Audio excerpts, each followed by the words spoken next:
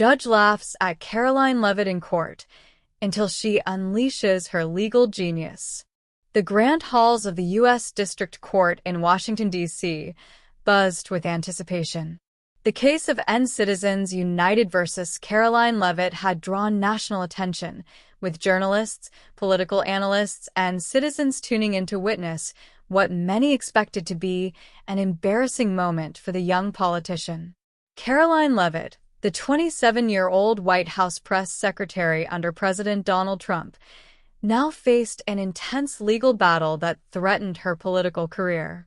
A former congressional candidate and a rising conservative star, she was accused of exceeding the legal limit for campaign donations during her 2022 run for New Hampshire's 1st Congressional District. Citizens United, a political action committee, PAC, alleged that Leavitt's campaign had accepted unlawful donations and failed to return them within the mandated timeframe. As the courtroom settled, Judge Harold Whitmore, an old-school jurist known for his strict approach, entered. His eyes skimmed through the case file, and as he reached Karoline's name, he let out a small chuckle. The room tensed as he spoke.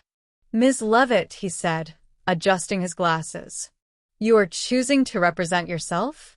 Do you understand the risks involved in such an undertaking?" Karoline, dressed in a sharp navy blue suit, stood tall, her expression unwavering. "Yes, Your Honor," she responded. "I am fully prepared to defend myself." A few reporters exchanged knowing glances. They expected a political figure with no formal legal training to crumble under pressure.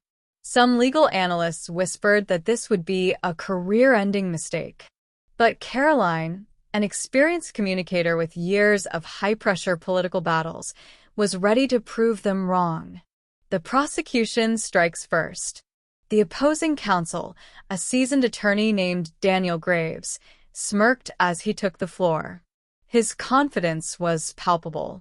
"Your Honor," he began, pacing before the jury, "the evidence against Ms. Leavitt is overwhelming.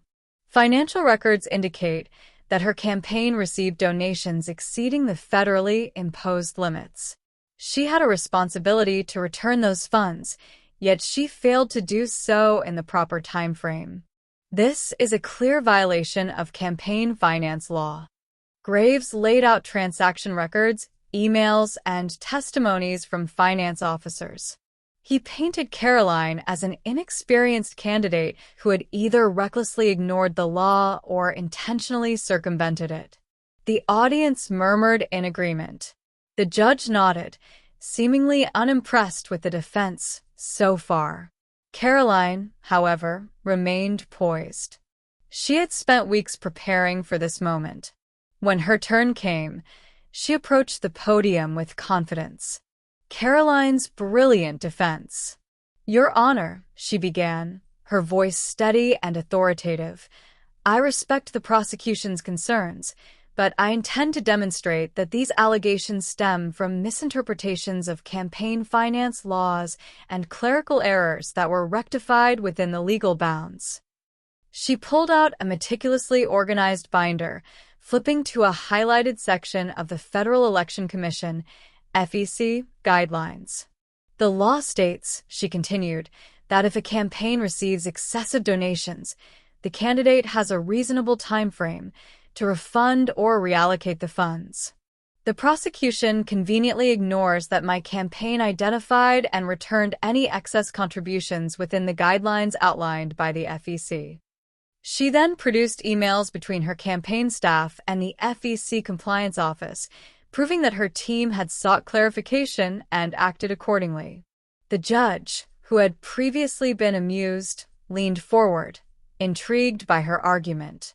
The prosecution's smug expressions faded, turning the tables. But Karoline wasn't done. She turned to the jury and continued, "Furthermore, if we are to scrutinize campaign finances, let's apply the same standard across the board." In the 2020 election cycle, multiple high-profile candidates faced similar allegations. Did their cases result in a courtroom battle, or were they handled administratively? She then presented precedents of cases where candidates had committed worse violations but had only received fines rather than full-fledged legal proceedings. The room fell into silence. She was not just defending herself, she was exposing the hypocrisy in how campaign finance laws were enforced. The courtroom's atmosphere shifted. Journalists furiously typed on their laptops, capturing the unexpected shift in momentum. The judge's final verdict. After hours of testimony and cross-examinations, the court awaited Judge Whitmore's ruling. He removed his glasses and sighed, looking directly at Karoline. "Ms. Leavitt," he said, his voice measured. "When this case began, I had my doubts about your ability to represent yourself. However, you have demonstrated a profound understanding of the law and a remarkable ability to argue your case." A pause filled the room. "The court finds in favor of Ms. Leavitt." Case dismissed. Gasps and whispers erupted from the gallery. Reporters scrambled to relay the news. A wave of relief and triumph washed over Karoline as she allowed herself a small smile. The judge stood and, in an unexpected move, offered her a firm handshake. "Ms. Leavitt," he said, "you may not have a law degree, but you certainly have the mind of a lawyer." She thanked him and turned to leave, where supporters awaited her outside.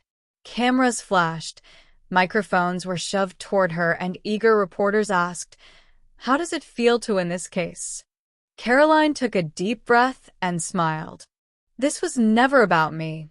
It was about fairness, integrity, and standing up for what's right. I will continue to fight for the American people with the same dedication I brought into this courtroom today." A satisfying ending. As Karoline walked down the courthouse steps, her confidence unshaken, she knew this victory was more than just a legal win. It was a defining moment in her career. No longer just a rising political star, she had proven her ability to think, fight, and win under the harshest scrutiny. Political analysts praised her performance, supporters rallied behind her, and even some critics admitted she had outmaneuvered one of Washington's toughest legal minds. As she stepped into her car, her phone buzzed with a message from a senior Republican strategist. "You have a bright future ahead. Let's talk soon." With a smirk, she put her phone away. This was only the beginning.